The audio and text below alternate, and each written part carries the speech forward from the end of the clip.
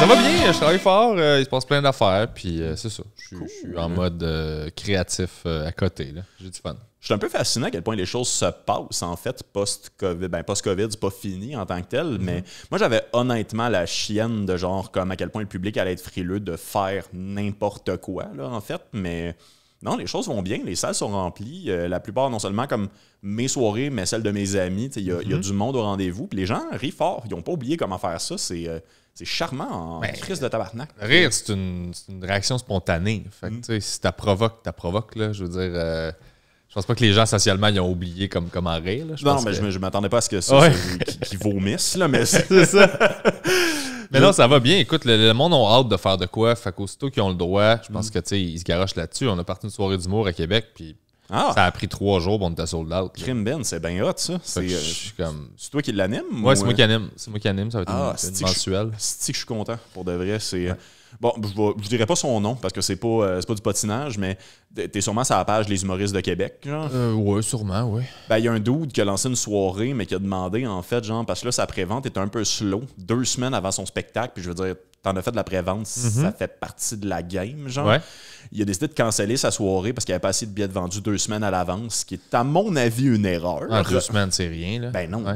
On a fait un show à Québec, d'ailleurs, dans le cadre de la tournée. Là, probablement que ça commencerait maintenant, là, mais non, c'est ça, on a fait une couple de shows, puis on est passé à Québec, puis pour de vrai, le mardi, avant le samedi qu'on faisait le spectacle, on n'avait aucun billet de vendu. Et ça, c'est un authentique bad trip. Là. Genre, je me suis même dit dans le documentaire, ça doit être la peine des fois en me réveillant. Genre, je prends une douche, après ça, je pars mon cellulaire sur un trépied, puis je fais un genre de logorée d'émotions de Vincent qui est peut-être en train d'en mettre un peu trop dans son assiette de stress, mais c'était une grosse semaine, celle-là. J'ai pas de problème de jeu dans la vie, mais regardez le point de vente puis les updates de vente, je m'en suis peut-être trouvé un petit là-dessus, mais... Ben c'est ça, l'autoprod, c'est ça aussi, là. C'est genre savoir ça, avoir des chiffres à tous les jours, puis je veux dire, moi, je l'ai vécu en tournée moi-même de, OK, là, ça vend pas, là, puis je m'en vais là dans une semaine. Tu sais. C'est vrai. Là, tu capotes, puis tu cherches des solutions, puis tu fais des moves, puis finalement, tu te pointes, puis c'est plein. Tu sais. Parce que tu as trouvé des solutions, parce que tu as fait OK, ouais, mais mettons, il y a tout ce groupe-là que je connais, qu'ils savent peut-être même pas qu'il y a un show. Tu appelles à quelque part, tu dis, hey, ça vous tente de faire tirer 2 billets. Tu sais, tu fais des moves pour troubleshooter la patente, puis au final, le monde se pointe, c'est plein. Mais c'est un stress immense, puis c'est difficile à faire parce que des fois, en fait, moi, j'ai 2 cerveaux. J'ai mon cerveau business puis mon cerveau créatif. Les deux genre, sont bons dans ce qu'ils font, mais ils peuvent pas nécessairement travailler en même temps. Oh non, man. C'est dur, ça, parce qu'il y a des moments où j'ai besoin d'être en création puis j'ai besoin d'être comme en mode plus artiste, mettons. Ouais. Puis il y a des moments où j'ai besoin d'être super business, super comme marketing. OK, qu'est-ce que je fais? D'être dans des fichiers Excel, faire de la comptabilité puis checker genre des rapports de vente, des affaires de même. Faire des mailing lists, des trucs de même. Fait que des fois, je suis en création pour un show que je rode, que j'autoproduis, que je vends. Et là, je suis en train de roder, de réécrire des trucs. Puis là, il y a un problème qui pop. Puis là, ça, c'est un problème business. Fait qu'il faut que je sorte de ma tête créative pour aller dans la tête business, régler ça. Puis après ça, il faut que je retourne dans la tête créative, mais ça se fait pas de même. C'est comme... Tu as besoin d'une période pour te replonger dedans pour que la bulle se recrée. Généralement, ça prend comme une demi-heure là, avant que tu retombes dans ton flow state. Puis là, ben, tu peux continuer. T'sais. C'est ça qui est dur à négocier. Il y a quelque chose qu'il a fallu que je fasse, puis ça n'a même pas complètement réglé le problème, mais probablement que tu le sais pas parce que je t'ai jamais écrit de lettres manuscrites. On n'a pas cette relation-là, bébé. Non, j'attends toujours d'ailleurs. Non, je le sais. Un jour, on sera plus en amour. Qu'est-ce que je te dis? Je veux ma lettre parfumée. J'ai les pires parfums, man. Ça vient tout de genre Noël 2007 et avant. Là. Je veux savoir que c'est toi. Le petit cas. Allez. Mais non, c'est ça. J'ai recommencé à écrire de manière manuscrite mes jokes. OK. Parce que je suis pas capable d'avoir un Google Doc puis juste me dire, ben là, j'ai pas de Gmail d'ouvert séparément. C'est même, premièrement, d'écrire au clavier, pour moi, c'est quelque chose de très email qui fait qu'inévitablement, Nonim va me poser la question, peut-être que Mylène m'a répondu pour le booking de Maud Landry, que ce serait cool d'avoir dans ma soirée, ainsi de suite. Fait que je vais me mettre à me checker, puis t'as raison, si tu l'as mentionné. Une fois que je l'ai checké, même s'il n'y a pas de réponse ou rien, je suis plus dans ma joke. Ouais, exact. C'est long là, avant que ça revienne. Fait que je suis tellement rendu avec des cahiers Canada de jokes, puis j'écris mal, mon chum. Fait que même pour moi, c'est un défi de me relire, mais ça marche quand même mieux que d'avoir comme les outils de réembarquer dans mon esprit business quand j'essaie d'être créatif. C'est très dur à balancer. Pour de vrai, ma blonde est full inquiète. Ouais, mais il y a des façons, moi, j'ai trouvé de réussir à créer une bulle pour écrire, justement. Ouais, évidemment, tu fermes Facebook, tu fermes tes courriels, tu fermes tout ça, tu as juste ta page. J'ai aussi trouvé, pour moi, tous ces trucs-là fonctionnent pour moi, là. Grossir ma page quand j'écris. Ouais. Pas à 100%, mettons, je vais la mettre à 150 ou à 175. OK. Parce que chaque mot que tu tapes est gros, il est dans ta face. Fait que t'es vraiment. Grossir la page littéralement. Ouais, grossir pas nécessairement la police, mais genre la page, zoomer in dedans pour que tu as genre 3-4 phrases là, dans ta face, c'est tout ce que tu vois. Et tu tapes, fait que on dirait que tu es plus, j'allais dire, en immersion dans ton texte. Là. Colin. Puis la musique dans les oreilles aussi. OK. Moi j'écoute du gros métal, là, genre instrumental, pas de paroles. Les paroles, ça me fuck complètement.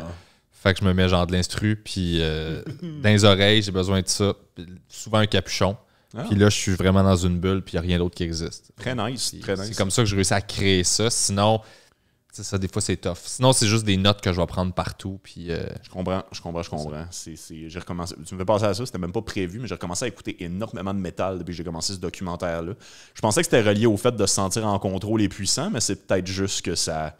Je pense pas aux paroles, mais c'est. Ouais. Ben, je trouve que le métal, c'est de la musique qui a tellement d'informations dedans que ça overload ton cerveau et tu lâches prise. Ouais. Ça fait le même. Pour moi, ça fait la même chose que du white noise ou de la pluie d'or.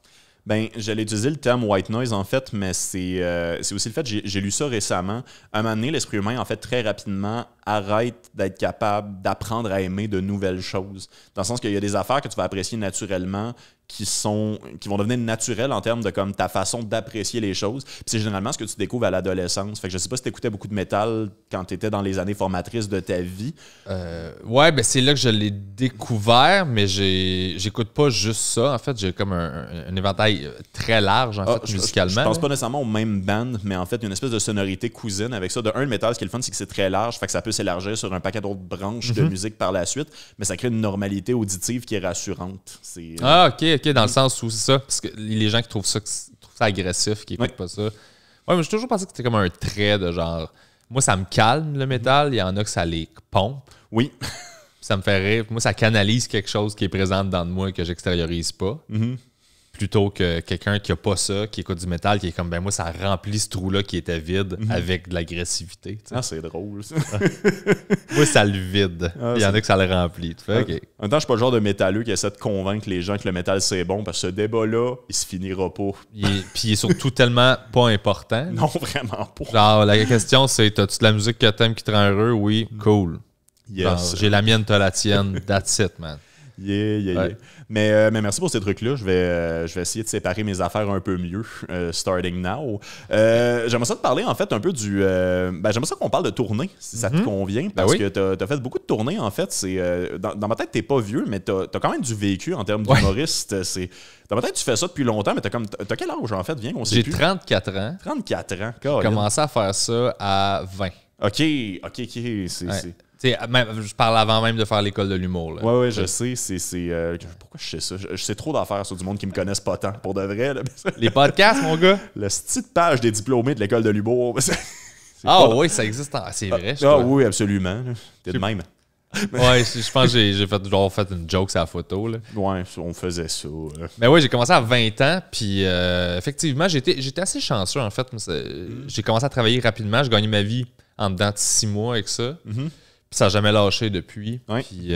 Puis j'ai fait de la tournée, en fait, j'en ai fait partout dans le monde. Là, j'ai tourné en Belgique, en France, en Suisse. J'ai fait des émissions de TV là-bas. J'ai fait tout le Canada au complet. T'étais dans les 5 prochains, à un moment donné, ne l'oublions pas. C'est un drôle de concept d'émission. Vraiment. Il a fallu que j'explique à plein de monde que le documentaire, ça, c'est pas les 5 prochains. Puis ils sont juste comme, comment ça? Je trouve que ça se ressemble pas mal. Et tu vois inquiet pour le loyer de Pierre Hébert à un certain moment. J'ai des dettes, pas lui, ça y est. Mais non, puis les 5 prochains, c'était plus un projet comme pour montrer différents types de personnes en humour. Là. C'était pas une affaire de hey, ça c'est les 5 prochains à devenir connus. Là. C'était Brandon même. C'est ça qui était frustrant parce que les gens l'écoutaient avec cette optique-là. Oui, c'est vrai. Puis ils s'attendaient à genre, ben là, comment ça se fait que t'es pas comme une méga vedette? Je fais comme, mais c'est pas ça que je fais. Mais non. Être une vedette puis être un humoriste, c'est 2 travails complètement différents. Puis on les mélange parce qu'ils se croisent souvent. Moi, j'essaie pas d'être une vedette. J'essaie d'être un humoriste qui travaille puis de faire mes affaires. Absolument.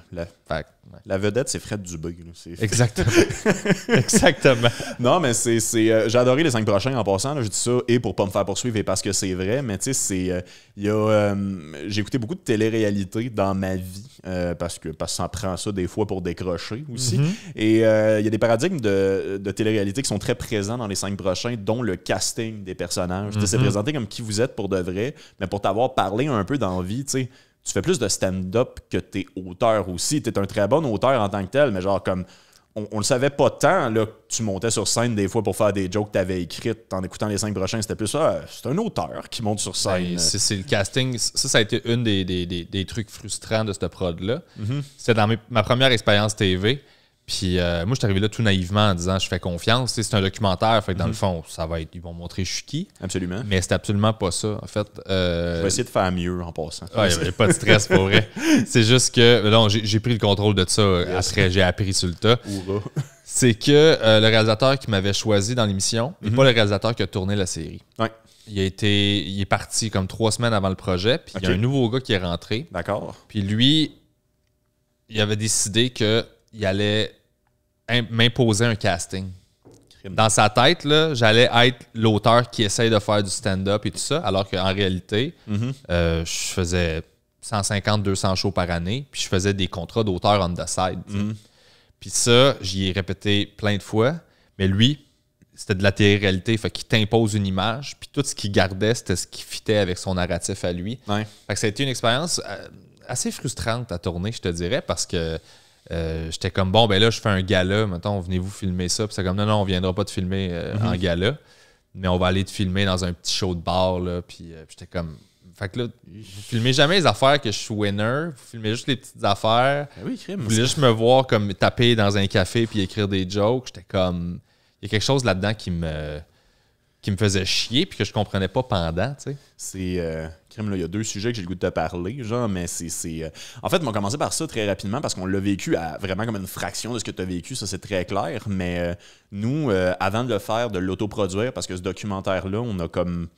Moi, c'était juste comme... Moi, je veux faire des shows cette année, puis je suis pas rendu connu au point qu'on va m'appeler pour faire les festivals cette année. Fait que les shows que je vais pouvoir faire en cette année 2021, entre 2 pandémies, parce que moi, je suis pas si optimiste que ça de ce côté-là, c'est ça que je vais avoir organisé. Fait qu'on va se filmer, puis on va se booker des shows, puis on va montrer ça, puis à la limite, ça va faire un pilote. Mais il y a une époque où ce documentaire-là, on essayait de le vendre à la télé, puis un des premiers commentaires qu'ils nous ont dit, c'est genre comme ça vous prend des personnages. Puis juste comme... Ouais, mais c'est un documentaire. Ouais, mais ça vous prend des personnages. Comme genre quelqu'un qui checkait, mettons, genre mon one-pager, mon three-pager, il était comme genre, OK, t'as Jessica Chartrand là-dedans, ouais, dis qu'elle est gay. Là, juste comme, ben, ça n'a pas tant rapport, on en parle vraiment pas si souvent que ça sur scène. Ouais, non, mais d'avoir comme quelqu'un LGBTQ+, là, ça va faire une différence dans le pitch. Puis comme, je le sais qu'il a raison, je sais que c'est pas un mauvais conseil en termes de faire rentrer son show à la télé, mais j'ai un malaise de faire ça pareil. Puis c'est autant que le fait de, je sais pas, tu dire... je sais pas, il m'a dit, parle de tes traumatismes. Genre, j'ai pas le goût de parler de ça dans mon one-pager, mais en parler, mettons, sur scène, si j'ai de quoi te funner à dire, puis ça fait avec ça. Parle du fait que Pierre-Luc Racine, c'est une race. Ça a été dit littéralement, ça, par lui. Fait que puis j'étais comme, OK, mais on peut-tu juste, comme, se filmer, puis advienne que pourra, faire la meilleure tournée qu'on peut, puis montrer un peu c'est quoi notre réalité, genre? Parce que je contacte pas, mettons, les assos de cégep en disant, genre, salut, je suis 20% auteur, 80% humoriste, j'ai 3 crédits UDA, je parle à mon père 2 fois. En tout cas, c'est ça. Là, mais moi, je suis producteur TV, mettons, puis je comprends parfaitement, là, dans le sens où... C'est parce que la télé-réalité, le documentaire... C'est parce que là, il y a une ligne entre le documentaire et la télé-réalité que le monde a complètement juste traversé. Puis un docu puis une télé-réalité, c'est pas la même chose. Puis on vend de la télé-réalité comme étant du documentaire. Les 5 prochains, c'est une télé-réalité. C'est pas un documentaire. Ben oui, c'est... Genre, puis ça, là, c'est comme important que le monde catch ça, là. C'est comme, toi, t'es ce personnage-là, toi, t'es ce personnage-là, toi, t'es ce personnage-là. Puis on va vous voir interagir, puis... Occupation Double, c'est pas un documentaire, là. Ça, je sais que les gens le savent que c'est une télé-réalité, parce que c'est évident, puis ça a été installé de même. Mais c'est juste qu'on dirait que visuellement, ça peut ressembler... Les codes visuels peuvent être les mêmes, fait qu'ils mélangent les affaires. Un docu, c'est que tu filmes, puis tu ne sais pas ça va être quoi ton histoire, tu le découvres en montage.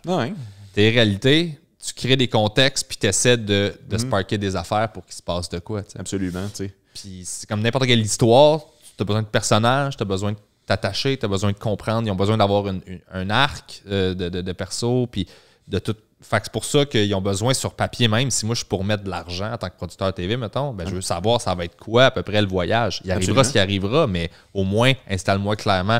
Ça, c'est le gars qui est un peu dépressif, mais qui est super intelligent.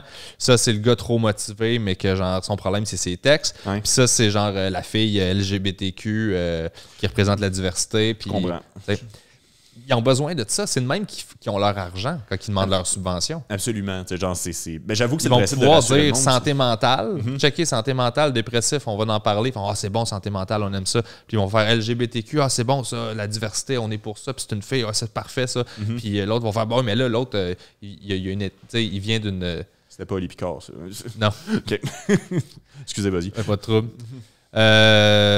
L'autre, il est issu de la diversité ethnique, fait que c'est bon parce que là, on encourage la diversité. Fait que donnez-nous de l'argent pour que nous autres, on puisse payer ces gens-là pour qu'ils fassent ça. T'sais. Absolument. Toi, c'est pas ça que tu veux faire, mais c'est ça qu'eux autres, ils ont besoin de dire que tu fais pour avoir le cash. Je peux comprendre, puis je sais que la réalité est différente aussi, dans le sens que moi, pour ce docu-là aussi, puis ça, c'est une affaire qui les gossait, mais ça donne que moi, je trouve ça intéressant.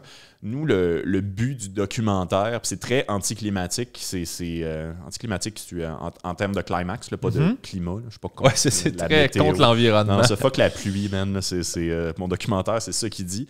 Nous, en fait, notre objectif, c'est de payer 2 mois de loyer. C'est littéralement ça. C'est vraiment juste comme on a autoproduit une tournée au lieu de relaxer pendant nos vacances. On a décidé de stresser notre vie, de contacter du monde, puis de remplir autant nos salles que possible pour avoir 2 mois de loyer payé.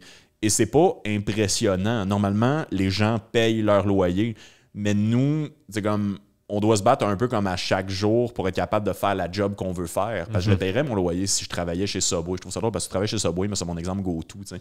Mais c'est pas nécessairement ça que j'ai le goût de faire. J'ai le goût d'être. Ça fait 15 ans que tu travailles plus chez Subway. Non, je le sais. Ça fait plus que 15 ans, ça fait 20 ans. Ça aussi, ils n'en ont pas parlé dans les 5 prochains. Là, non, ils ont passé à côté de bien des affaires. Auteur, humoriste et artiste du sandwich. Exactement. J'étais un auteur qui travaillait fort pour réussir à faire de la scène, mais c'est pas facile. Absolument. Alors que peut-être que c'était pas ça. Mais je revendique beaucoup, en fait, le droit de faire le métier qu'on veut faire dans la vie. Puis je pense que, peu importe la reconnaissance, tu peux travailler en art si tu travailles assez fort puis tu organises assez bien tes choses. Genre, moi, c'est quelque chose dans lequel, autant que je crois que j'ai peut-être besoin de croire dans la vie. Et, comment dire, il aimait pas cette idée-là. Genre, quand j'essayais de présenter ça à des producteurs, il était comme, OK, mais il faut que ça finisse bien. Il était comme genre, il faut que le dernier show soit un show légendaire, il faut qu'on book Mike Ward, puis qu'il vienne vous dire bravo, puis que votre carrière allève par la suite. Puis j'étais comme, OK, mais ça fait quand même longtemps que je fais ça.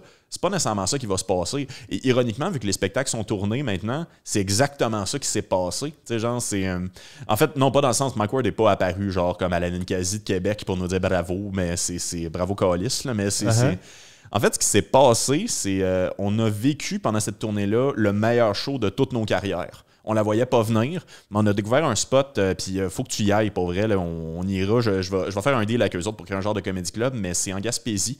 Puis c'est aussi Shack, qui est une auberge festive. Ouais, je connais bien ça. Ouais. Il n'y a pas de comédie qui se passe là-bas, mais man, j'ai de l'amour de même, ça faisait pas de sens. Je sais pas si je vais le garder au montage, mais on est tous en couple, en fait, sauf Mégane Brouillard, dans ce segment du documentaire-là. On n'a tous pas trombé nos blondes, mais on a tous eu 1001 occasions. On s'est fait proposer beaucoup de rapports sexuels. Ce soir-là, man, il y a des bouts qui faisaient peur, il y a des bouts qui étaient flatteurs, il y avait toutes les sortes, mais c'était vraiment comme cool, éclairé par le soleil. À un moment donné, il s'est couché parce que, tu sais, genre, t'as 20 minutes de prévu, mais avec les rires, t'es rendu à 40 minutes. Genre, c'était vraiment fort. Puis à un moment donné, Oli Picard a fini son set. Il a juste amené son char. Il a mis les lumières, c'est haute. Puis on éclairait le stage comme ça parce qu'il fallait. Il n'y avait plus de soleil. Genre, tellement on a pris du temps pour le faire.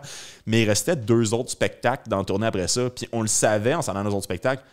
On t'offrira pas ça. C'est sûr qu'on t'offrira pas ça. Puis le C-Shack, c'est pas le dernier épisode. Fait que t'as un épisode qui est un climax légendaire sur ce qui s'est passé en fait dans cette tournée-là, le moment magique de pourquoi on fait ce métier-là. Mais après ça, on a eu un show, par exemple, à Rivière-du-Loup, qui était très cool, pareil, il est très payant, c'était le fun. C'est juste que l'assaut du cégep nous avait trouvé la salle de 1000 places et il y avait 21 personnes. Ouais. Et c'est ça le dernier épisode du documentaire, parce que c'est ça le dernier show. Et c'est ça aussi la vie des fois, c'est plate, mais genre comme la vraie vie d'autoproduction, c'est ça. C'est que des fois, tu sais pas à quoi t'attendre, tu trouves le fun là où tu peux le trouver, mais ce sera pas un crescendo de bonheur comme dans Le Seigneur des Anneaux. Genre. Mais c'est parce que l'affaire, c'est que, étant donné que c'est un projet, il faut qu'il y ait une fin. Ouais. Nos carrières, ils en ont pas tant de fin. Là. Je veux dire, Mais c'est ça. Je veux dire, moi, je me rappelle le nombre de fois où j'ai fait, mettons, un gala juste pour rire à la Place des Arts devant 3500 personnes. Puis le lendemain, j'étais dans un bar de motard à Laval, tout croche. Puis je me battais contre du monde qui jasait au bar. Puis le lendemain, je faisais une super de belle salle en première partie, mettons, de Laurent Paquin.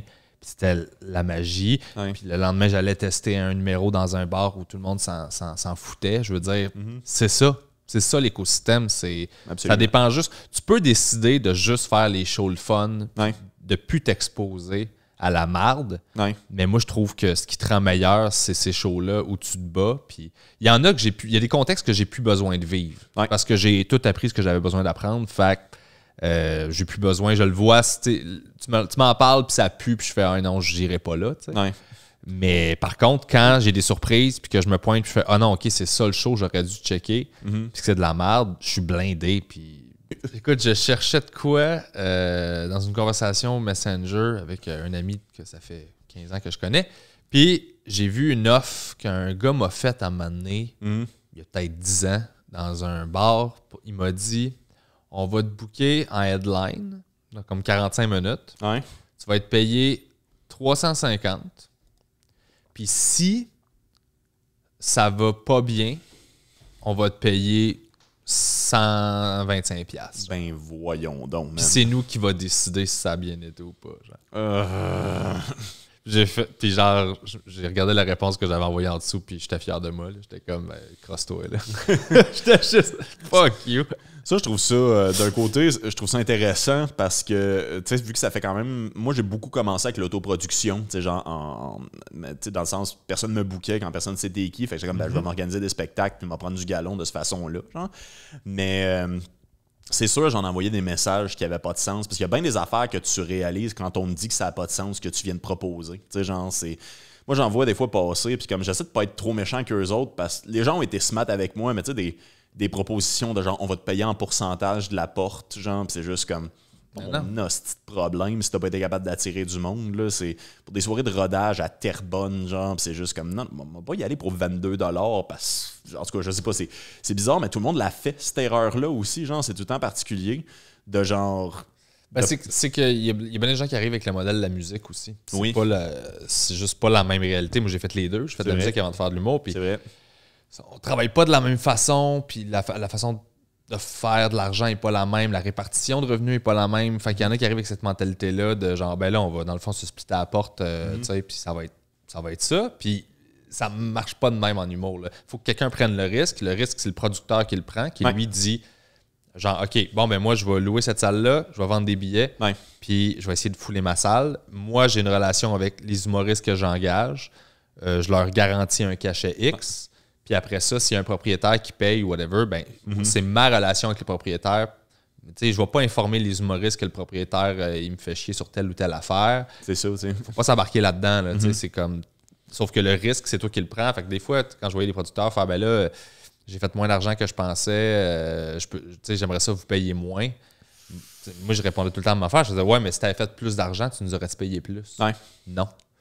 Fait que t'as pas à nous payer moins parce que t'en fais moins. C'est ça, être producteur, c'est assumer le risque. Absolument, absolument. Moi, il y a une affaire, je parle souvent, en fait, il y a même quelque chose que j'essaie de vendre à l'école de l'humour, qui est un cours d'autoproduction pour comme Formule 101, pour après l'école, tu ne sois pas nécessairement obligé de te prendre une job à temps plein chez Desjardins, sans offense Desjardins.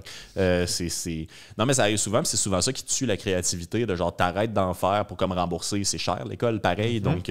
pendant comme 6 mois, 1 an, 1 an et demi, 2 ans, tu fais plus d'humour quasiment parce que tu es brûlé de ta job de jour que tu as repris pour payer ça. Puis une fois que ça c'est fait, c'est comme tous les outils que tu as été chercher, à quel point ils sont encore à jour. En tout cas, bref, j'aimerais beaucoup ça. Puis quelque chose que je parle tout le temps, c'est en tant que producteur, même spécifiquement autoproducteur, sous-estime jamais la valeur de ton nom. Parce que ça se répare pas un nom une fois qu'il est pété. Genre, moi, la quantité, puis ça, c'est beaucoup de monde, ça me fascine tout le temps. La quantité de producteurs qui ont déjà dit après un show, ben là, il fallait que je paye mon loyer, fait que j'ai pas l'argent, mais dans 2 semaines, je l'ai.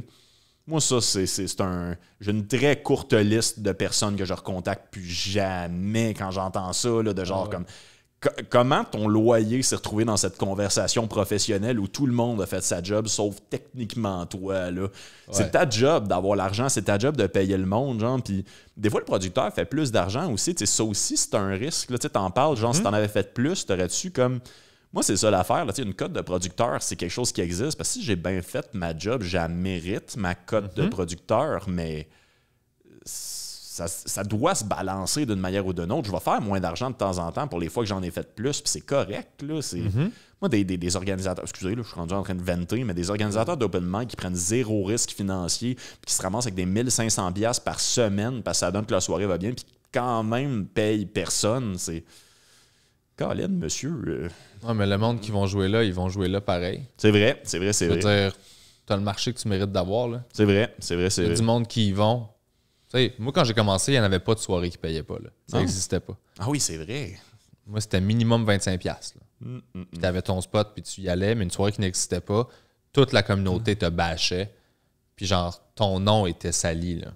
C'est vrai. Hey, c'est bon, ça fait même pas si longtemps que j'en fais, puis j'ai quand même des vieux noms de gens qui en font même plus, mais que je sais qu'ils ont fait ça dans le temps d'une réalité qui a jamais été la mienne. C'est quand même drôle, ça.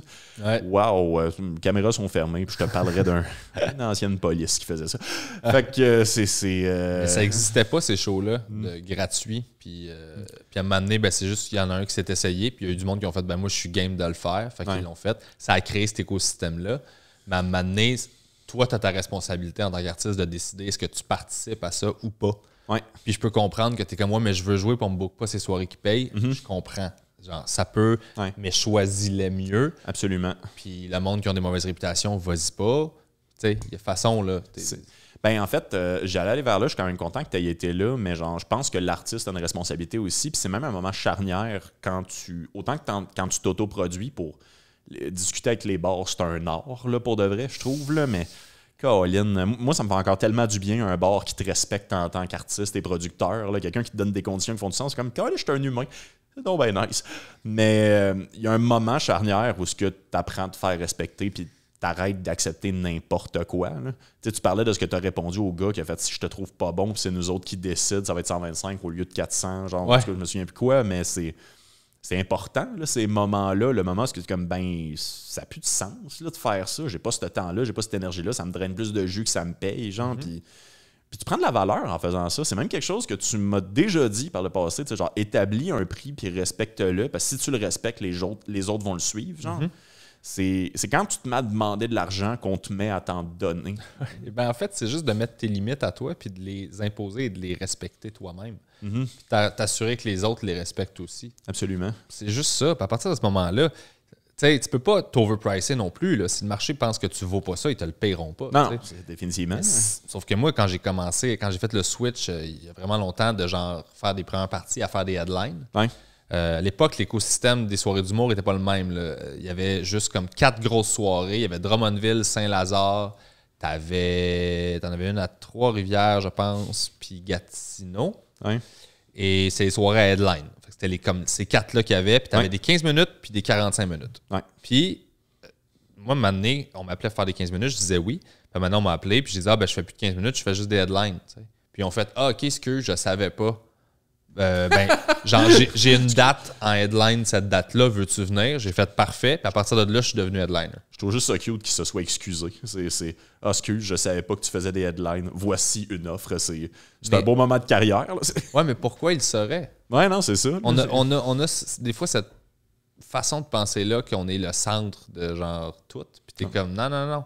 T'sais, on est très centré sur nous, les humoristes. Là. Même les plus gentils sont self-centered as fuck. Là. D'une certaine façon, il faut, mais la ligne est mince. Là, c'est juste qu'il faut que tu acceptes que le monde ne pense pas à toi. Ben non.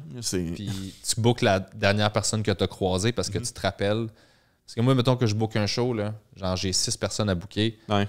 Mais je vais penser aux personnes que j'ai vues récemment. Là. Ouais. Fait que si t'es pas dans leur radar ou tu les as pas croisés, ben ils savent pas que tu existes. Puis ils n'ont pas les updates sur. C'est une grosse étape pour toi, passer de 15 minutes à 45, mais pour le marché, tout le monde s'en fout. Fait que faut pas que tu assumes qu'ils le savent, puis tout ça. Il faut juste que tu fasses « Ah non, ben moi, je suis rendu là. » OK, cool, voilà un update sur ma situation. Non, absolument. Puis si tu fais le move au bon moment, ils vont être d'accord. Ils vont faire comme « Ah oui, cool, je suis d'accord. Je suis prêt à prendre le risque de te mettre en 45.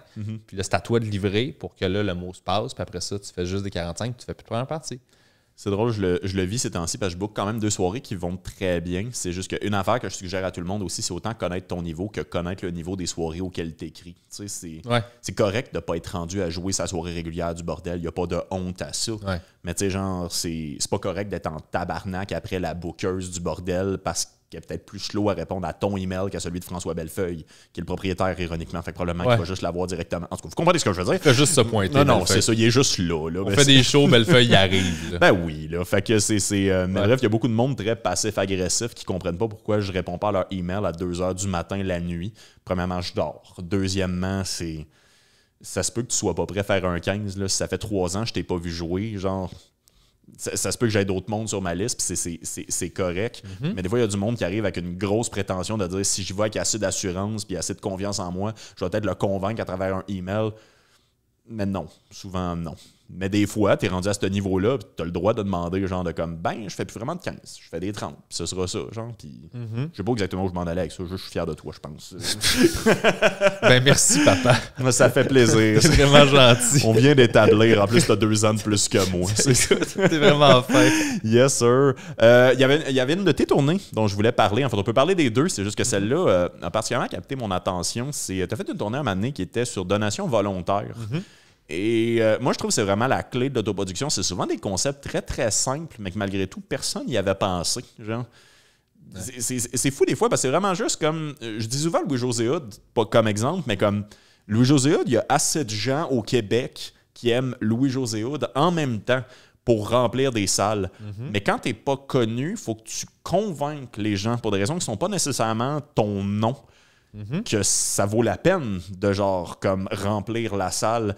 Puis le monde aime ça, les rabais et le sentiment de liberté. Puis je trouvais vraiment que c'était un coup de génie ce que tu avais fait. Merci. Genre. Parce que c'est. En tout cas, je peux te laisser parler, mais en fait, comme. Je suis pas mal sûr les gens, le minimum c'était 5 $. Sur une salle de 50 personnes, ben. 5 x 50, ça fait quand même 250$. Fait que tu n'as pas perdu ta soirée à te pointer là, mais personne n'a jamais il n'y a jamais eu comme 100% du monde qui ont juste donné le minimum. T'sais, des fois, il y a des 10, des fois, il y a des 15 parce qu'ils savent que des fois, c'est 30-40 un show d'humour. Fait que tu as une espèce de liberté qui, au final, par leur propre choix, rend le show super rentable. Puis, encore une fois, ton père est fier de toi. Merci, papa. Merci. Mais non, en fait, c'est que la réflexion derrière ça, c'était... Comme tu dis, c'est super important de savoir où est-ce que tu te situes dans tout l'écosystème, où est-ce que qu'est-ce que t'es pas, qu'est-ce que t'es, puis de le regarder froidement. Ouais. Quand je disais tantôt, plus tôt, je parlais que j'ai un cerveau créatif et un cerveau business. Ouais. Le cerveau business, il vend quelque chose. Ouais. Il vend un produit qui s'appelle Pébé Rivard, l'humoriste. Absolument. Puis il est obligé de regarder, genre, OK, c'est quoi le marché pour que je vais intégrer avec mon produit. Les autres produits qui ressemblent à mon produit, ils coûtent combien? Est-ce que mon produit vaut ça? Est-ce que les gens sont prêts à acheter ça? L'image, c'est quoi? Tu es obligé de le regarder aussi froidement que si tu vendais du savon. Genre. Juste pour pricer les affaires, parce que c'est là-dedans que tu t'embarques. Même si on fait de l'art, tu t'embarques dans une business. C'est vrai. Fait que, show business, c'est ça. Là. C'est les deux qui collent ensemble. T'sais. Définitivement. Puis, je ne me rappelle plus qui avait dit ça, mais genre, le mot business est plus long que le mot show. Là, c'est pas pour rien. Là. Puis, faut que tu regardes ça. Puis moi, ma réflexion, c'était... Moi, je savais que j'étais prêt artistiquement à faire un show d'1 h 15, 1 h 30. J'avais tout le matériel, c'était rodé, c'était tête, ça marche. À partir de là, c'est pas est-ce que je suis bon puis est-ce que je vais livrer la marchandise, c'est comment j'attire les gens dans la salle. Puis j'ai réalisé que imposer un prix, tu peux faire ça. La plupart des gens font ça, finalement. Tu imposes un prix, je vaux tant, paye pour venir me voir. Moi, le but, c'était que les gens... Je voulais que les choses soient le fun au minimum. Puis la relation de confiance est tout le temps unidirectionnelle dans notre marché. Elle est tout le temps, OK, genre, fais-moi confiance que mon show est bon, puis paye ce prix de billet-là. C'est tout le temps ça. C'est fais-moi confiance, puis achète mon affaire. Yes. Moi, je me dis, qu'est-ce qui se passe si je fais... Parce que la confiance dans la vie, ça se bâtit à deux. Fait qu'il faut que tu la donnes, puis il faut pour la recevoir. Fait que je me suis dit, moi, je vais donner ma confiance aussi aux gens. Fait que je vais faire le move, je vais ouvrir l'autre direction. Je vais faire « Je te fais confiance avec le prix du billet. Fais-moi confiance que le show est bon. » Puis je trouve que d'envoyer le message que j'essaie pas de te fourrer, la crosse est là. Tu peux juste payer 5$ puis venir voir un show d'une heure et demie. Genre, la crosse existe. Là. Je te l'offre. Là, j'ai décidé de te faire confiance. C'est un système qui est basé entièrement sur l'honneur puis genre la confiance mutuelle. Ben ça a résonné beaucoup plus fort que je pensais chez le monde. Parce qu'ils ont fait comme je me sens respecté. Je sens que justement, ils n'essayent pas de m'avoir puis ils n'essayent pas de m'arnaquer.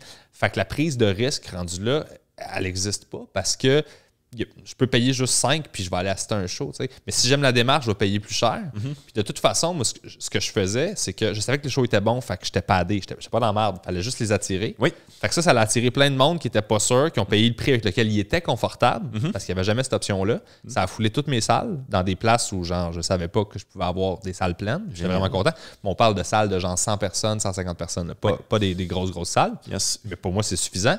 Puis à la fin du show, ce que je faisais, je sortais comme un bucket, puis je disais, si tu trouves que tu n'as pas payé assez cher pour le show que tu as eu, voilà, genre un bucket, puis tu peux venir en rajouter. Puis à chaque soir de la tournée, j'ai doublé mes revenus. Calice. Fait que j'ai doublé, dans le fond, ce que j'avais en pré-vente de billets, que les gens avaient déjà acheté pour rentrer. Ce qu'ils m'ont donné en cash, c'était l'équivalent de ce que j'avais vendu. Fait que j'ai doublé mes revenus à chaque soir en faisant ça. C'est donc ben nice. Fait que tu sais, je me suis dit... Je peux aller bord en bord, ma salle est pleine. Puis si j'avais dit à ces gens-là, le show, il est 20$, that's it, la moitié ou le 3/4 ne se serait pas pointé. Caroline, c'est... Non, mais c'est cool. J'adore. C'est une conversation, je pourrais pas... C'est pour ça que je suis content de te parler encore, parce que je peux pas avoir cette conversation-là avec Christelle Paré qu'on va recevoir, en fait, plus tard, dans le sens que c'est quelque chose que je pense juste toi a vécu. Mais comme c'est... Non, mais ça me fait beaucoup penser à un dialogue, en fait, carrément, dans le sens que ça prend quelqu'un qui commence le dialogue, ça prend quelqu'un qui dit salut, puis genre, comme le fait de donner cette liberté-là, c'est pas un salut agressant dans la rue par quelqu'un de creep parce que quelqu'un a une mini-jupe, genre, c'est juste comme allô, ça fait du sens, tu peux accepter ou refuser ça, mais t'as plein de liberté dans cette affaire-là. Puis une fois que ça c'est fait, après ça, l'échange, t'as littéralement comme delayed l'étape de demander plus d'argent une fois que la relation de confiance avait été établie et prouvée. C'est fou, là, ça, c'est... Hey, j'en profite pour te poser cette question-là parce que je l'ai vécu avec un de mes concepts qui est Ciné Nacho. Je ne sais pas si tu es familier avec. C'est des shows thématiques, en fait, qui marchent un peu selon le même principe qu'on essaie d'attirer les gens. Puis il y a eu quelque chose comme ça dans la tournée. On essaie d'attirer les gens pour quelque chose qu'ils connaissent, mais c'est notre matériel malgré tout. C'est genre, tous les sujets peuvent devenir notre matériel. Et comme là, par exemple, on va parler, mettons, de The Office ou Radio Enfer ou ainsi de suite, mais c'est nos jokes pareil. Puis une fois que ça c'est fait, généralement, on remplit dans une ville qu'on n'aurait pas rempli normalement, puis on se book une date, mettons, 3 semaines plus tard pour dire « Hey, si vous avez aimé les humains qui faisaient des jokes, on fait notre propre stock dans 3 semaines. » Puis généralement, ça attire plus de monde. Fait que c'est le fun, c'est de la promo et un spectacle qui est le fun à faire, même si on fait juste, au final, genre le show thématique. Mais c'est un concept que je suis seul à faire, que je considère simple. J'ai pas le monopole des shows thématiques, mais c'est ça pareil. Et récemment, on a commencé à essayer de me copier. Fait que j'aimerais ça savoir, y a-tu des gens, suite au succès de le show de donation volontaire, qui ont essayé de faire la même chose? Ben, j'en ai vu, mais c'était plus bohème à la hey, je passe le chapeau. C'était plus dans cette vibe-là. Moi, c'était comme une structure d'affaires qui était bien structurée, bien réfléchie. Avec du marketing et tout ça. Mais il y en a qui c'était juste essentiellement, c'était un show gratos, puis ça te tente à la fin, donne-nous 5$. Là. Ben, les parcs ont fait ça depuis 2 ans. C'est ça.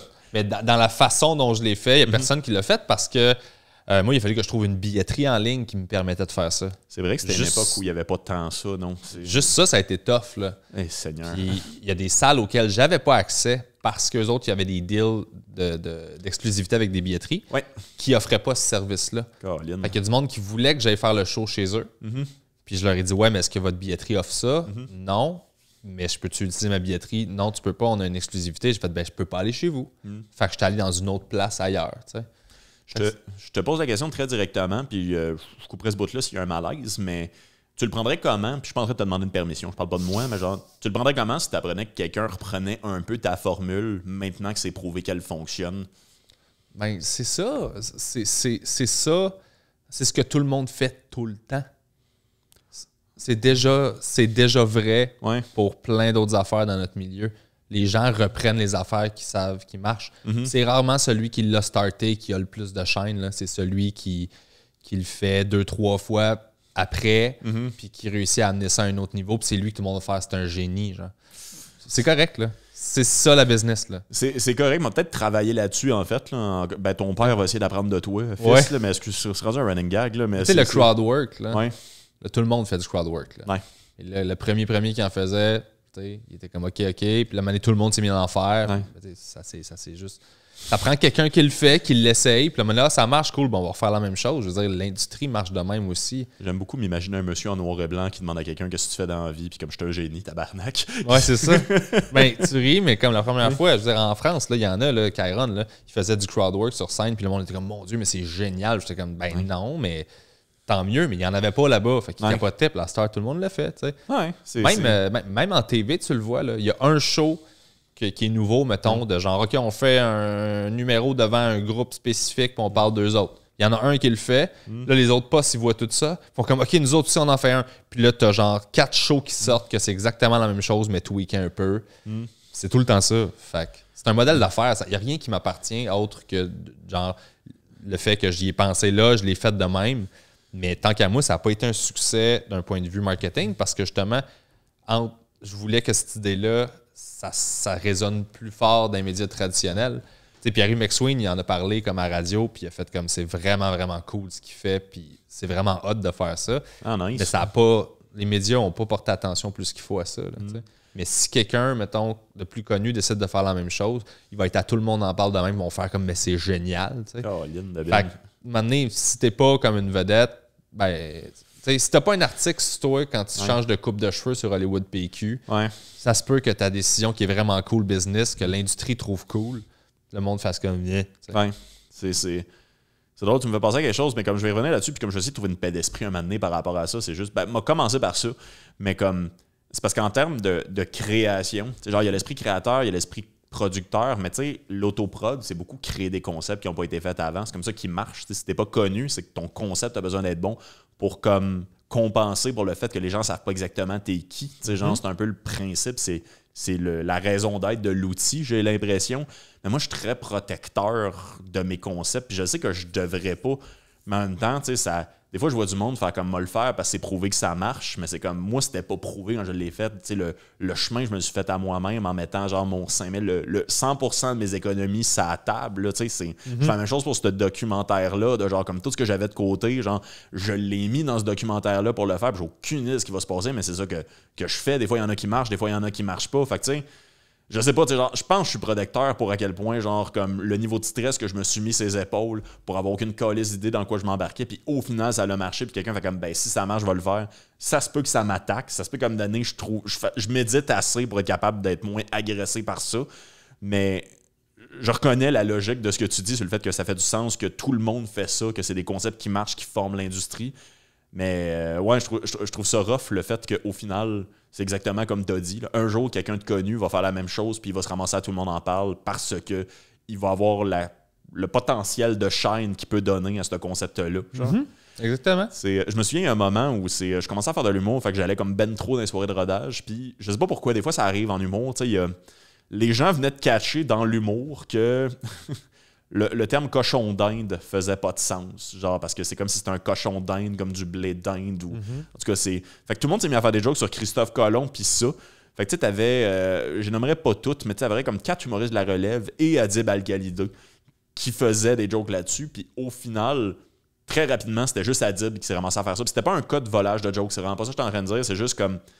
Si tout le monde fait le même bit, parce que tout le monde y a pensé à peu près en même temps, puis c'est pas de la copie, c'est quand même le plus connu qui va garder le bit parce que c'est celui qui a l'occasion de le faire devant le plus de monde puis que ce soit comme le plus rapidement établi comme étant sa joke puis c'est un ordre naturel des choses. Fait que tu sais, ça... Ben, c'est juste que si l'autre il continue de le faire, il va se faire dire tu fais le bit d'Adib. C'est exactement ça qui est arrivé très rapidement. Genre, c'est pas... c'est zéro contre qui que ce soit. Puis Adib avait écrit ça comme tout le monde d'autre avait écrit. Ça arrive des fois comme une année, il y a juste quelque chose dans l'air qui fait qu'on y pense tout semi en même temps. Ouais. Mais les concepts aussi, tu sais, ça peut être ça puis ça a quelque chose de... J'ai pas de terme, en fait. Je trouve juste ça difficile à vivre. Genre, c'est... Ouais, c'est que les idées appartiennent à personne, ultimement. T'sais, les idées de stand-up, je peux comprendre là, qu'on se les approprie, mais pour le grand public, ça, c'est très genre à l'intérieur de l'humour. Là. Mais Ouais. le grand public s'en suce le cul de ça. Là. C'est vrai. Ils n'ont rien à chier. Là. Ben, que quelqu'un vole des jokes, il s'en sac. T'en parlais un peu tantôt, genre, puis comme c'est vrai que la notion d'égocentrisme et de confiance, mettons, la ligne est très mince entre un et l'autre, genre, chez les humoristes particulièrement. Mais c'est vrai à quel point tout ce qui est important pour nous l'est pas tant pour les autres. Là. Moi, je suis content d'avoir une blonde qui s'en contre-calisse de l'humour pour ça, parce que ça me ramène sur terre de temps en temps. Des fois, je compte, hey yo, je t'ai pas dit ça, là. Richardson Zephyr vient de lancer son one-man show, là, puis comme c'était pas déjà fait. Non, man, laisse-moi t'expliquer pourquoi en 14 étapes. Genre, pis non, fais-le pas. Mais je suis content pour lui, puis ce sera ça mon apport dans cette histoire-là. Là. Je m'en calisse des pour et contre de son 60 minutes, c'était pas son one-man show, son autoproduction ou Big Brother. C'est genre comme ce qui est important pour vous, parce que c'est votre métier, c'est aussi important de un email, c'est pas rendu à mon bureau. Exactement. J'adore ça. Moi, dans la vie, je suis de même aussi. Là. J'en parle pas tant que ça. Puis je fais mes affaires, je sais pourquoi moi je les fais. Ouais. Fait que dans le regard de l'industrie, je suis comme cool, je m'en fous complètement. Ouais. Je sais pourquoi je fais, qu'est-ce que je fais. Absolument. Puis j'ai ma propre notion du succès de quelque chose. Ouais. Genre, tout le monde vise d'être une vedette ou quoi que ce soit. Mais je suis comme, ça ne m'intéresse pas. J'ai goûté à ces affaires-là quand j'ai fait des émissions, des trucs. J'en ai fait, là, les tapis rouges, gagner les oliviers, toutes ces patentes-là. Je me suis fait chier à chaque fois. C'est zéro plaisant, c'est malaisant. Tu chaînes, tu te regardes, tu fais le beau, tu essaies de. Faut que tu prennes des photos avec le monde plus connu que toi. Faut pas que tu prennes des photos avec le monde moins connu que toi parce que ça te fait pas monter. Tout le monde qui pense de même, là. Ça, c'est devenir comme je vais être une vedette. T'es comme, mais c'est tellement insignifiant. Ça m'intéresse pas. Fait que moi, mon but, c'est pas ça. Mon but, c'est de travailler, puis de vivre, puis de gagner ma vie, puis de faire des projets qui me stimulent, puis d'avoir du fun, puis de lâcher prise. Puis des idées, j'en ai eu assez pour pas m'attacher à mes idées, puis qu'à un moment donné, je fasse comme, ben celle-là marche pas. Passe à une autre, puis c'est pas grave, puis faut pas comme tomber dans un mode de si tout ça marche pas, ma vie est finie. T'es comme non, il n'y a rien qui est fini. Là. Enjoy the ride. Là. Il y a plusieurs personnes, ça c'est très première année à l'école de l'humour, là, je donnerai pas de nom, mais il y a plusieurs personnes qui m'ont déjà dit, moi je me fixe comme objectif, dans 4 ans, il faut que j'aille fait un gala juste pour rire, sinon je me tire une balle. Genre, je suis juste comme yo, ça fait rire le technicien. Ouais, non, mais c'est. Ouais. Mais c'est moi, il y a une affaire, puis c'est un peu mon mantra, en fait, dans la vie. C'est moi, je viens de ville petite et malheureuse. Là. J'ai fait mon primaire à Rawdon, j'ai fait mon secondaire, mon cégep à Joliette. Là. Mais c'est des villes de shop, en fait, tout simplement. Puis moi, tu sais, j'en ai croisé, là, genre du monde que du premier au dernier jour de leur carrière, il n'y a pas une hostie de journée qui ont aimé leur job. Pas une hostie de journée qui ont fait quelque chose qu'ils voulaient faire dans la vie. Puis moi, honnêtement, les gens me disent, mais ça te fait pas chier, genre t'es rendu à l'âge où peut-être tu passeras jamais à la télé parce que c'est de moins en moins comme présentable télévisuellement, puis juste comme. Moi, il y a à qui tu parles? À plein de monde, man, genre, pour de vrai. C'est ça ton problème. Dès que tu parles à trop de gens, sélectionne. Non, oui, dès que Facebook revient, il m'a faire un filtre. Sacrement. Non, mais j'allais faire un point avec ça, je te le promets. Là, mais... Non, mais je sais pas. Moi, dans ma tête, j'ai réussi ma carrière à tous les jours parce que c'est rendu ça ma job. Genre, moi, il y a 4 ans, je vendais des cellulaires, man. Je vendais des cellulaires, puis genre, je me demandais comment j'allais faire pour vivre de l'humour, parce que j'arrivais comme à peine avec mon salaire de vendeur de cellulaires, puis j'ai fait c'est facile gagner sa vie quand tu dépasses pas 150$ d'alcool par semaine parce que t'haïs ta job. Ouais. Genre, c'est. Moi, j'adore ma job. Genre, comme je suis pas tant connu, mais je suis capable de vivre de mes jokes, puis ce sera ça. Puis je fais une job que j'aime en ce moment. Genre, puis c'est le fun. Puis j'ai pas besoin, genre, de dire oui à tout pour ça. Je vais jamais faire partie d'une émission de prankster, parce que je trouve ça dégueulasse comme concept. Genre, puis c'est correct. Tu sais, genre, je refuse des auditions, même si je passe pas à la télé. Puis c'est le fun comme vie. Ou en tout cas, je trouve ça plus sain que me dire bon, là, ça fait 2 ans, je fais de l'humour, il me reste 2 ans. Gars-là, juste pour rire, sinon, clac, pow. C'est. Caroline, j'ai pas. Là, l'aime ma job, pas besoin d'être connu pour aimer ça. Tu sais, c'est le fun. Ouais. Je dirais pas oui à l'émission Vincent Descoteaux Incognito. Vincent Descoteaux Incognito. C'est juste toi en toi. Oui, non. C'est juste qui te marche, puis là, t'es comme, oh, personne ne sait que je suis là. Il n'y a même pas de costumier, il y a juste le linge que je portais cette journée-là, man. Il vit dans cette émission-là. Il va au centre d'achat, il est dans un autre épisode de 25 c'est un vrai documentaire. C'est même pas de télé-réalité. C'est juste comme, ouais, j'ai une GoPro sur le chest. Là, regardez à quel point le monde ne se revire pas quand je marche. Est-ce que c'est drôle? La seule raison pour laquelle on me parle. Ah, wow. Je sais que je suis pas l'intervieweur, mais je sais pas si va falloir te donner un micro. Ton concept, tu sais, c'est avec Mathé Parappa qui est morte, hein, je pense. Ouais, ça, c'est ma deuxième tournée, ouais. C'est ton concept versus, mettons, qu'est-ce que tu as à dire versus le concept à Pierre Hébert qui était le goût du risque, qui est totalement l'inverse de toi. Et en fait, faites-moi confiance, je suis un inconnu, vous savez pas c'est qui. OK, toi, tu veux parler de ma tournée Payez ce que vous voulez. C'est pas la même, ça, c'est une autre tournée. Dans le fond, la différence entre la tournée Payez ce que vous voulez puis l'approche de Pierre Hébert qui était l'humoriste mystère. Ben, je veux dire, Pierre a toujours été excellent pour justement se positionner puis faire des calls de même. Puis je veux dire, ça pour moi, c'est un super de bon, c'est un coup de circuit là, en termes de vente, là, tu sais. Puis en termes de façon de marketer quelque chose. Il était à une bonne place dans sa carrière pour faire ça aussi, j'ai l'impression. Ben oui et non. C'est juste lui qui a décidé ça. Un humoriste chouchou du public, t'étais comme... Il était pas un humoriste chouchou du public à ce moment-là. Là. Non. Puis je sais même pas s'il l'est vraiment encore ou il l'a déjà été nécessairement, mais il a décidé que lui, il était capable d'assumer qu'il se vendait de même, puis qu'il pensait ça, puis qu'il avait la confiance de dire qu'il était ça. Ouais. Puis il a essayé de faire une campagne promo de même, puis ça a été un gros succès. Fait que son talent, pour moi, c'est comme que du respect. Là. Ouais. Il est assez confiant de faire comme non, je vais faire ça. Puis même s'il y a du backlash après, quand ils vont savoir que c'est moi, ça les fait chier. C'est pas grave. Genre, j'ai gagné. Puis ça, pour moi, c'est un bel exemple de. Moi, j'aurais jamais été game de faire ce qu'il a fait. C'est fou, effectivement. Parce que c'est comme dire au monde, non. Tu sais, c'est. Je vais être bon promis. Dans le fond, là, tu vends pas ce que t'es, tu vends ce qu'ils pensent que tu pourrais être. Tu vends qui tu penses qu'il pourrait être. Ouais, tu peux le mettre sur mode avion aussi, hein, si tu veux. En tournage, là, c'est toujours une super bonne idée. Tu vois, tu m'apprends tellement de choses. C'était pour le temps, mais j'avoue qu'en avion, le temps existe encore. Le temps existe encore. Je te confirme mon téléphone avec chaque show que je fais avec le timer puis le mode avion. Mais tout ça pour dire que Pierre Hébert, c'est ça, c'est que moi, j'aurais jamais été game de faire ce qu'il a fait, de me dire genre... Je te dirais pas je suis qui, achète des tickets, parce que je sais que dans la tête du monde, ils vont se dire, ils vont tout le temps aller à ce qu'il y a en haut de l'étagère. Ils vont se dire, ça doit être Martin Matt ou Louis-José, fait que je vais acheter tout de suite. Le pourcentage de gens déçus, genre comme c'est sûr, t'en as un dans ta salle, c'est fou, là. C'est tout le monde qui s'attendait à quelqu'un, finalement, c'est pas ça. Puis il faut, à travers la qualité de tes gags, que tu les gagnes, ces gens-là. C'est incroyablement courageux, effectivement. Oui, vraiment. Puis même si... Il y a, mettons, genre plein de monde qui se sont fait rembourser. Ça, il n'y a pas eu une grosse campagne médiatique pour le dire. Là. Non. Il y a juste eu la grosse annonce de « Wow, c'est un succès, c'est génial ce qu'il fait, puis ta. Fait qu'il est super gagnant parce que le reach qu'il y a eu médiatiquement pour faire ça...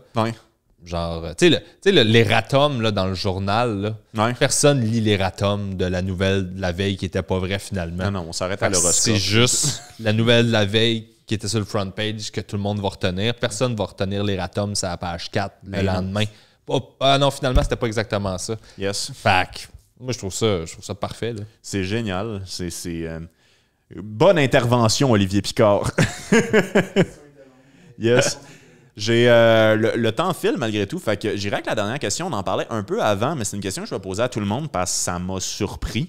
Il y a quelqu'un qui était... En fait, que je voulais qu'il soit sur le documentaire, qui a décidé de ne pas le faire.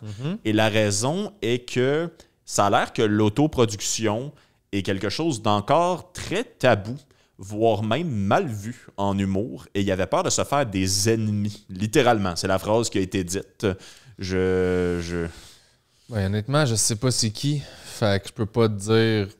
Mais... Je suis pas au courant d'un tabou. Tu veux que je dise son nom et que je le bip ou ça t'aiderait dessus? C'est Louis.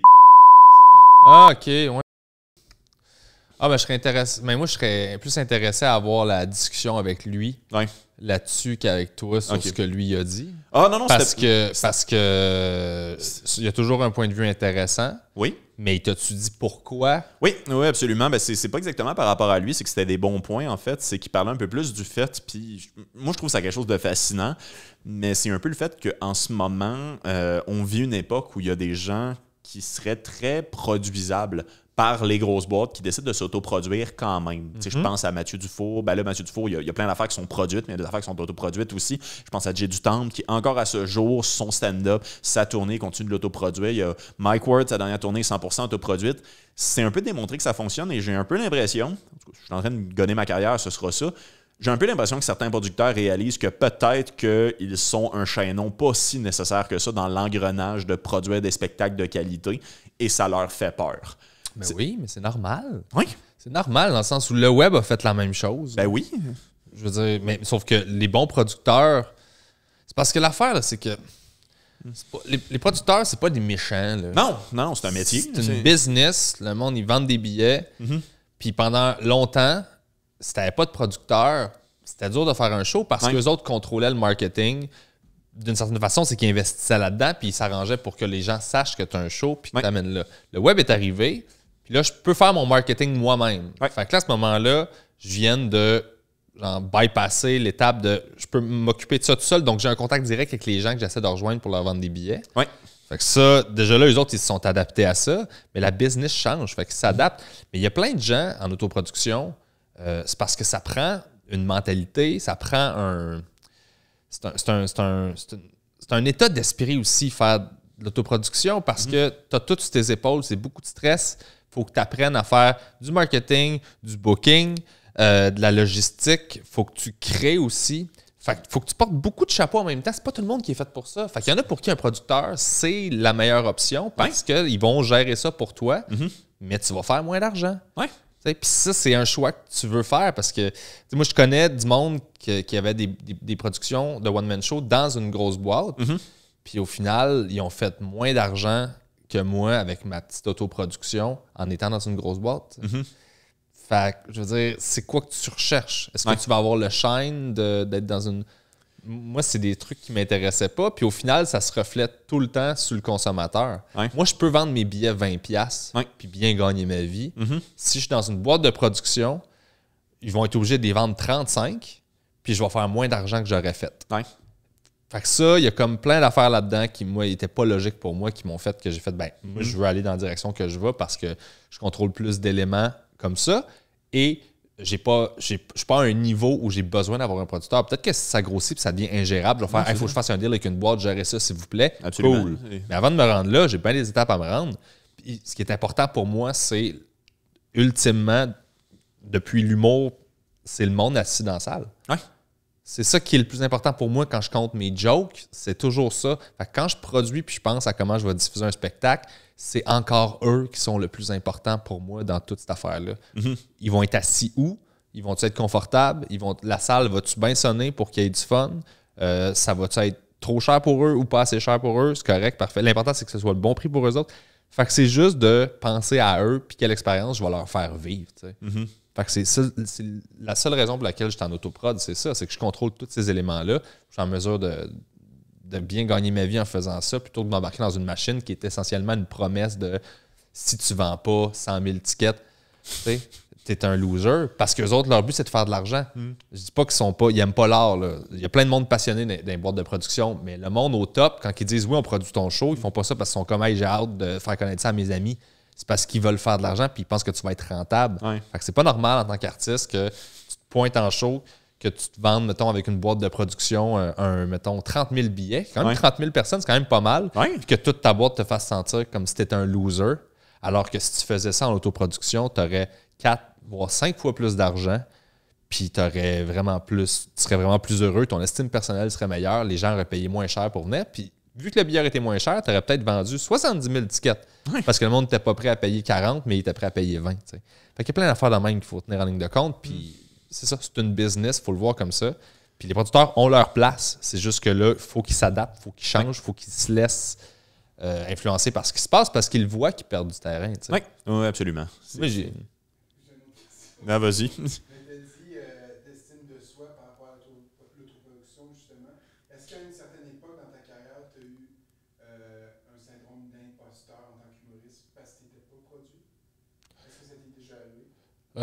Oui, en fait, je vais rephraser ta question dans ma réponse. Là.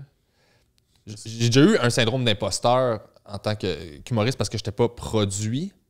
mais c'était plus d'un point de vue insécurité personnelle de je veux sentir que je vaux quelque chose, donc il y a quelqu'un qui croit en moi. Tu sais. Ouais. Donc, j'ai signé un deal de production, moi, très tôt dans ma carrière, avec une boîte de production. Puis mes tournées, je les ai faites sans eux, parce que j'étais comme, ben ça, je veux les faire moi-même. J'ai pas besoin de vous impliquer là-dedans, parce que je savais ce que ça impliquait, je savais que ça coûtait cher, je savais que c'était... Tout coûte plus cher dans une boîte. Sauf que si moi, je prends le temps de le faire, je viens de sauver tout cet argent-là. Fait que j'ai choisi moi-même de ne pas produire mes one-man shows que j'ai fait avec eux autres. T'sais, ils ont offert de m'aider, mais j'étais comme, ça vaut même pas la peine. Je vais faire mes affaires. Puis, ultimement, au début, ça me donnait juste une confiance de, OK, il y a du monde au-dessus, je fais partie d'une structure, mais à un moment donné, tu gagnes confiance en toi, puis ton estime, elle monte tout court, parce que tu fais, OK, non, je suis capable de faire des affaires, je suis compétent, puis tout va bien. Puis là, ben, tu regardes ça avec un angle complètement différent, puis tu réalises que tu fais comme, OK, mais ça me sert à rien vraiment d'être là-dedans, à part me rassurer. Puis tu fais, j'ai pas vraiment besoin de ça. T'sais. Fait que moi, j'ai brisé mon contrat avec cette boîte de production-là, parce que j'étais comme, je pense que ça sert à rien. T'sais. Puis ils m'ont dit, tu sais, puis il n'y a pas eu de chicane, là, ils sont super cool. Puis ils me l'ont dit, en fait, comme on peut pas, on te regarde aller, puis on n'est pas capable de mieux faire pour toi ce que tu fais pour toi. Ouais. Tu es le meilleur pour faire ce que tu fais pour toi. On peut pas te battre, puis on coûte plus cher. Il y a quelque chose là-dedans qui est pas logique, mais leur structure convient parfaitement à certains artistes qui ont besoin d'être encadrés comme ça, puis qui sont prêts à faire moins d'argent et à faire des concessions et tout ça, puis à faire un show qui est peut-être plus grand public. Moi, j'avais pas le goût de faire des compromis par rapport à plein de choses dans ce que je veux proposer parce que j'y crois à ça, puis je me bats pour ça. Puis je savais que d'avoir des gens, mettons, qui allaient... De devoir rendre des comptes à des gens, je me connais en tant qu'humain. Je suis le genre de personne qui veut... Si on est dans un projet, je veux que tu sois heureux, puis je veux s'assurer que tout le monde est correct, puis tout le monde va bien. Fait que si je crée un show qui est produit par une autre boîte, je vais tout le temps... Ils vont regarder par-dessus mon épaule. Ils ne seront pas agressifs, là, ils sont bien corrects. C'est juste que moi, je vais vouloir m'assurer qu'ils sont cool. Puis ça va me parasiter. Puis je ne serai pas 100% dans la création de ce que je veux faire. Je veux juste m'assurer que c'est un produit qu'eux autres ils assument et qu'ils sont contents. Mais ils voient la direction que je prends. Ça, c'est pas bon, là, parce que je ne suis pas en train d'être moi. Je suis en train d'essayer de plaire à quelqu'un d'autre. Fait que, purement artistiquement, pour me sortir et faire comme non, j'ai une idée de show que je veux faire puis je veux pas la travestir. Je vais en faire tout seul. Génial. C'est tout. T'sais. Très cool. Moi, je suis ému. Fait que normalement, c'est un bon signe qu'on pourrait finir là-dessus. Ça finit tout le temps quand tu brailles. Oui, absolument. Moi, là, je suis un podcasteur du cœur. Donc, je suis un poème. Merci beaucoup, Pébé Rivard. Je te dirais bien de te plugger, mais je sais pas exactement quand ça va sortir parce que c'est long monter un documentaire. Fait que as-tu des projets intemporels que tu as le goût de mentionner? Le jardinage. Oui. Je te dirais, ça revient à chaque année. Je te connais surtout pour ça. C'est une autre affaire que les 5 prochains n'ont pas parlé, man. Personne n'a filmé mes Jalapino, man.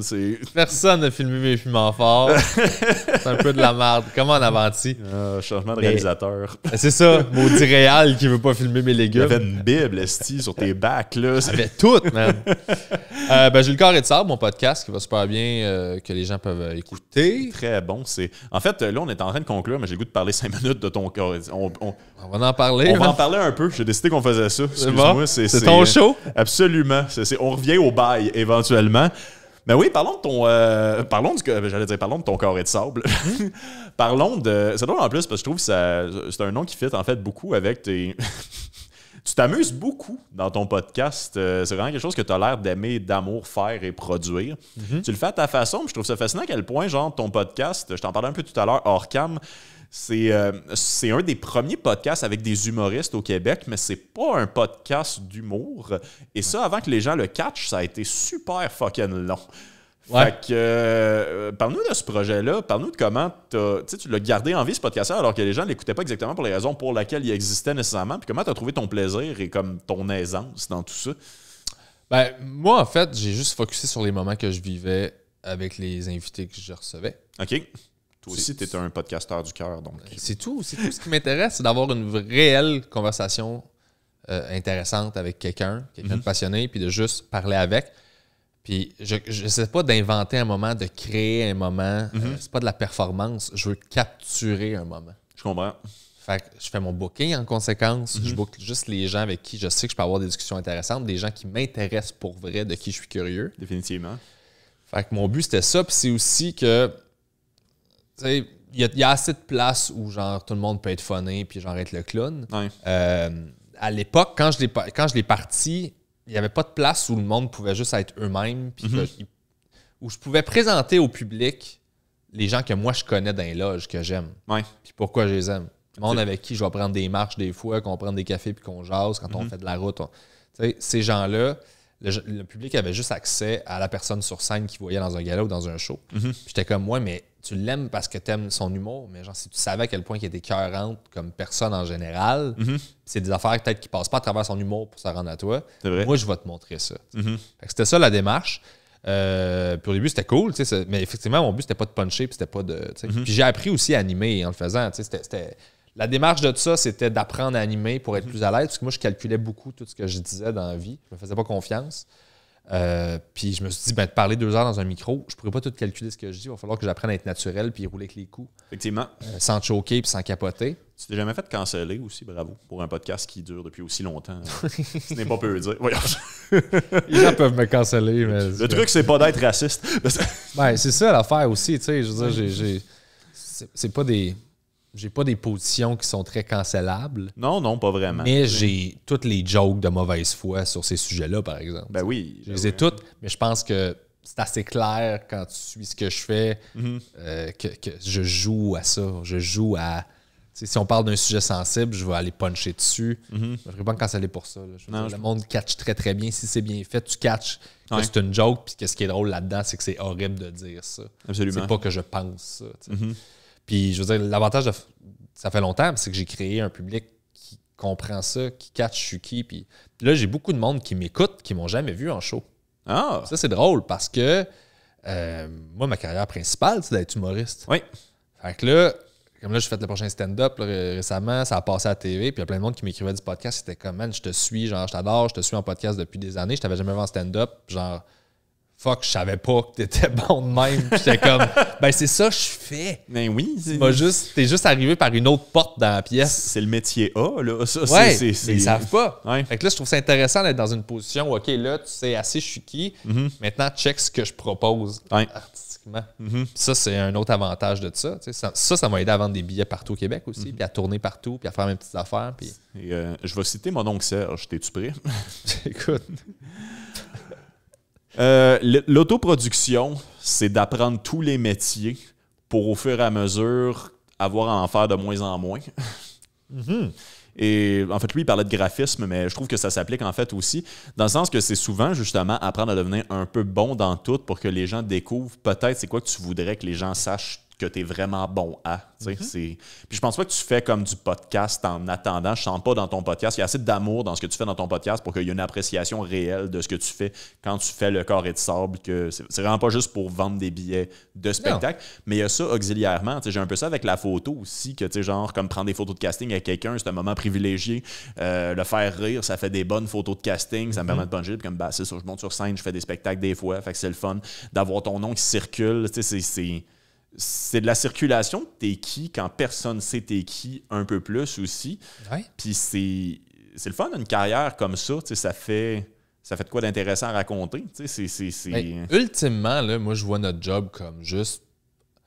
Moi, je suis ce que je suis. Je peux pas changer. Je fais ce que je veux faire. Puis je vais rassembler des gens qui connectent avec ce que je fais ou ce que je suis. T'sais, ultimement, c'est ça. Là. Si je sold out une salle, c'est du monde qu'on a tout quelque chose en commun. C'est pas clair c'est quoi, mais il y a un point en commun qui nous unit. C'est ça que tu rassembles. Fait que ce soit à travers le podcast ou le stand-up ou un projet que j'écris ou quelque chose comme ça, le but, c'est juste pour moi. J'ai jamais fait de l'humour pour me positionner au-dessus du monde. Je faisais de l'humour pour trouver du monde comme moi. Puis juste comme faire « Ah, cool, je suis pas tout seul ». Moi, c'est ça ma carrière. C'est je suis tout seul, puis je crée quelque chose. OK, je suis pas tout seul, cool. C'est ça le feeling que j'ai quand je monte sur scène, puis que le monde rit. C'est OK, je suis pas tout seul, nice. Moi, je me suis senti tout seul toute ma vie. Fait que tous mes projets artistiques me servent à me rassurer de OK, je suis tout seul, je suis fou de penser ça. Je me suis jamais senti à ma place nulle part. Fait que chaque création que je fais est dans ce sens-là. Puis le carré de sable, c'est ça. Je me suis dit, si je suis 100% moi-même, puis le plus naturel possible, puis le plus sincère, je vais attirer les gens qui résonnent avec ça. Puis naturellement, ces gens-là, quand je vais les rencontrer ou quand je vais leur parler, puisque je fais plein de chilling avec les abonnés de mon podcast, puis on jase, puis j'aime ça leur jaser sur les médias sociaux. C'est très parlable aussi. Ben, je pense que oui. Puis c'est tout du monde avec qui je m'entends bien parce qu'on a des points en commun. Il y a des différences, puis c'est correct.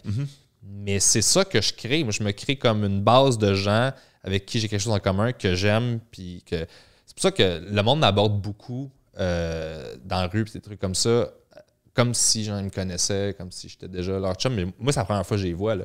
Puis eux autres, ils sont comme, puis ils me jasent comme si rien n'était. Puis j'embarque tout de suite en mode comme si ça faisait 10 ans qu'on se connaît parce que c'est un peu ça que je fais, tu sais, dans le podcast. Je suis moi. Fait que moi, tant mieux, là, on sauve le small talk puis toute cette patente-là. Fait que si tu m'arrives avec une vibe le fun, tu me jases, tu me donnes des détails. Hey, finalement, t'as-tu trouvé la patente que tu cherchais? Je t'entends dire. Là, je vais faire comme, non, je l'ai pas trouvé. Puis tu sais, ça sera pas weird, là. Puis c'est ça que je veux faire, si je veux connecter avec du monde. Fait que le podcast m'aide à faire ça, le stand-up m'aide à faire ça, tous les autres projets. Puis tu parlais de faire plusieurs affaires. C'est la meilleure façon de survivre aussi. Ça revient au thème de ton truc d'autoproduction. C'est que moi, de diversifier ce que je fais, ça a été la meilleure décision de ma carrière. Là. Je fais de la scène, mais j'écris aussi. Je fais de la script édition. Puis j'écris, mettons, pour la scène, pour d'autres gens. Je vais écrire pour la télévision. Je vais faire de la script édition de stand-up pour d'autres gens. Je fais de la script édition en télévision. Je fais de la conception publicitaire. Je suis comédien dans des petites affaires. De pouvoir tout faire ça, je fais de la narration. J'ai tellement un éventail large d'affaires que je fais que les gens ne savent pas que je fais que moi, je gagne très bien ma vie puis je suis super heureux. Puis je peux prendre les décisions que je veux par rapport à ma carrière. Puis de diversifier, c'est la meilleure affaire que tu peux faire parce que tu es autonome puis tu n'es pas obligé d'attendre après tout le monde pour faire tout. Mon podcast, j'enregistre le son moi-même, je fais la caméra moi-même, je l'anime, je fais le montage, je fais le graphisme, je le mets en ligne. J'ai pas besoin d'attendre après personne. Non. Fait que j'ai juste, dans le fond, recréé le plus possible ce que j'ai sur la scène, c'est-à-dire avoir une idée puis pouvoir l'essayer tout de suite puis savoir si elle est bonne ou elle n'est pas bonne. Je me suis donné tous les outils pour « Hey, je veux filmer quelque chose. » Je peux le filmer, le monter, faire le son. Puis j'ai raccourci parce que j'ai pas besoin d'attendre après quelqu'un qui m'envoie le son puis quelqu'un d'autre qui vient filmer puis faire des horaires. Puis là, j'ai plus le goût de faire l'idée. T'sais. Fait que tout est axé autour de me donner les moyens de « J'ai une idée, je peux la réaliser, elle peut exister puis elle n'est plus juste dans ma tête. » Puis ça, c'est le meilleur conseil que je peux donner au monde qui font de l'humour en général. C'est juste diversifie-toi, fais tout. L'autonomie est un sentiment merveilleux dans la création. Oui.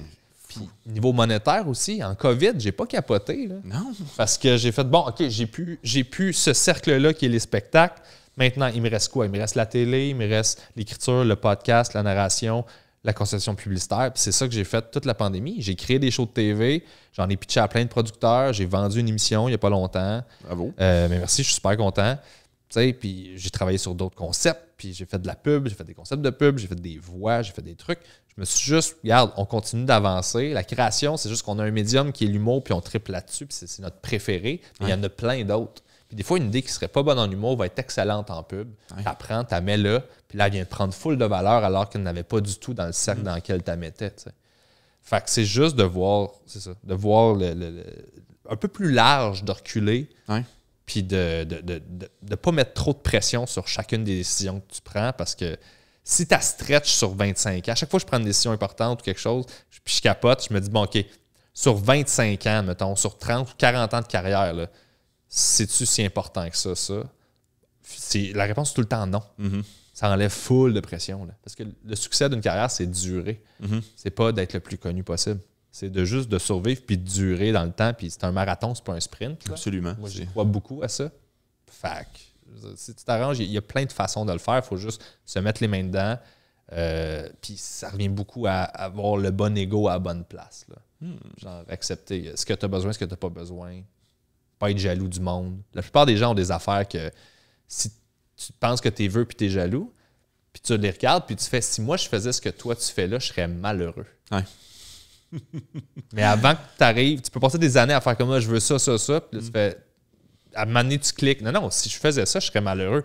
Fait que je suis pas jaloux, je suis juste content pour toi. Tout ça, c'est de la gestion interne de genre, non, calme-toi, tout le monde fait ses affaires, il y a de la place pour tout le monde. Fais juste être là, travailler, puis ça va bien aller. Là, il faut vraiment qu'on conclue, mais encore une fois, c'est magnifique. Tout ce que tu dis,